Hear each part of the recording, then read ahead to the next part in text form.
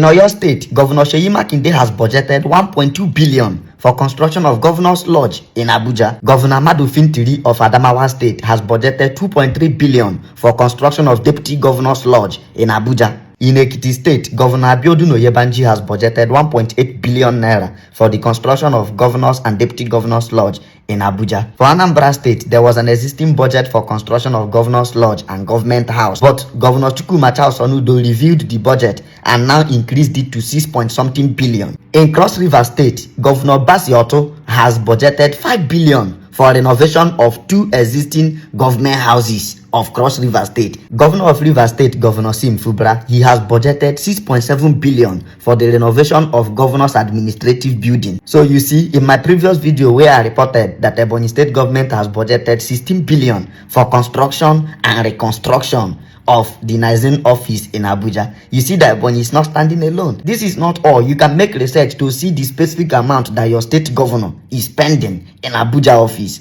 regardless of how much they are also spending to build offices in their various states and renovate offices in their various states. At the end of the day, this is just like a means of siphoning money by the governors. They need to make money, and the easiest way is to declare some of these projects, let it be going. But my question is, why can you not invest this money in road construction? Why can you not invest it in building hospitals, providing water? Please build the water. Let there be available water for people. Let there be road. Let there be good schools and good hospitals. Use your companies and do it. But no, anything that will benefit the poor masses, never. Because they know that once the people are liberated from poverty, their eyes will open and they will no longer be as loyal and as stupid as they appear to be. And they will no longer be worshipped as they are being worshipped today in Nigeria. Thank you for watching that short video in Naija. That short video in Naija. Now, you can know what you can know what ego one ka each of those states na invest n'ụlọ ọgwụ. Ego one ka all those states kita mention ịnọchi nacha video. Ego one ka ha na invest n'ụlọ ọgwụ. Ihe we want to tell us this video so that it is not about blaming pastors alone. You know, best blaming with pastors, reverend father, prophets, and care for the misfortune that has befallen us in a country that is widely blessed. In a country that is widely blessed. Last week, I put a report saying that Nigeria has the poorest life span of 1% in the whole world. So as a Nigerian, anything you bungi at any time. Anything you bungi. Just like you obodo, there are some certain things and if you mother may hang mother no kata signal motor speed jam one mother on. Everything is controlled. Everything is controlled. Both what we eat, but we even man problem is to controlling the mind of people. Mind control these things. Actually, we have no way, but how we da biana for me. And when they be one hand and we problem, or you control him mother ya bon. We can say if we kwesere bon okay, you kwesere bon one, you kwesere bon one, you kwesere bon, we kwesere bon okay, you kwesere bon ka, you kwesere ba no man, you kwesere menka. Man when we have na, only some news that iman no kata, na mother na cross me road moto piaya, kata so na oni ala no kata, ono kata, kidnap on mother ne na shallow grave. Imagano katana ko signa bandits be no, there are some things man no make. Man, our misfortune as people started with our politicians. Our politicians in Nigeria are the major natural disaster as a continent, especially in Nigeria. And also when natural disaster, earthquake, hurricane, nkano. Man, Nigeria is human disaster being our political body. An average somebody like Matthias Belima. Yapotamu, say now challenge the pastor with 10 million naira.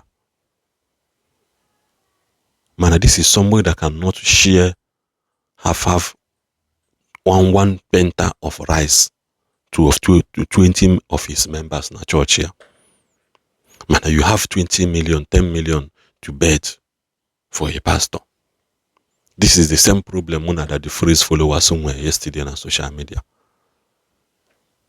That the Freeze bialebe and emewe keeping service and song Alex Okubo. Kuno fuka the problems we video. I was saying okay now you're white. That the phrase be yellow black. In the midst of you black mgbe Mr. Chinwe bido you go raise the worship. That the phrase now left. Or wepo aweje post we say na mgbe ọ pụrụ na the reason oji wepo is that na ya na akọlụ no story o. The reason oji wepo bụ na Mr. Chinwe bịa raise the praise and worship. Maybe that we were supposed to be silent. A lot of people back here. One guy cross you see that the phrase sometimes he did drag church n'ime ihe na kwesịrị ka drag ya church ya. Learn to draw the line. That the phrase that we're saying on 50 million for any pastor to come and raise any cripple or ya butter 50 million.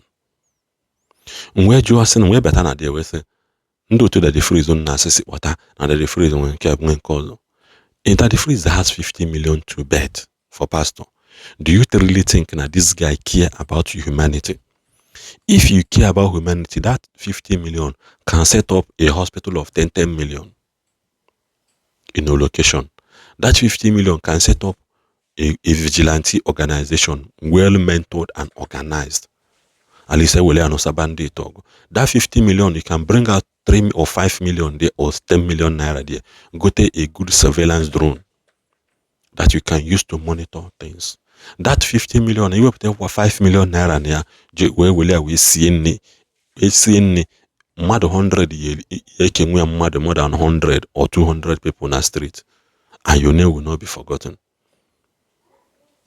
And now I say these people don't care about humanity, and they don't see problem where the government and every have a problem here where the men of God. That is where I comes in Mona where we do clash about. I'm saying, argue with fact.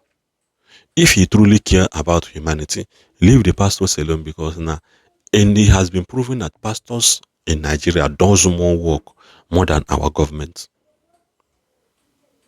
Pastors in Nigeria does more humanitarian works more than government in this country. While government I take somebody saying that the freeze on a security or you want billions of billions in the government, and we say so no they are aware na government and billions of billions. Many people are not coming for them. That the priest can never come out to speak against insecurity and has never come out when they lead a protest or movement to awaken the government. How they have to Christianity. Now after watching that video, who then is our problem? Billions of naira na so si renovate no bukwa na alo your full from foundation. Ihe no previous government bigo ni abo yepowa. Eju am say okay, a na renovate una kedi ha na renovate and ebu ya from foundation but ozo do sadia.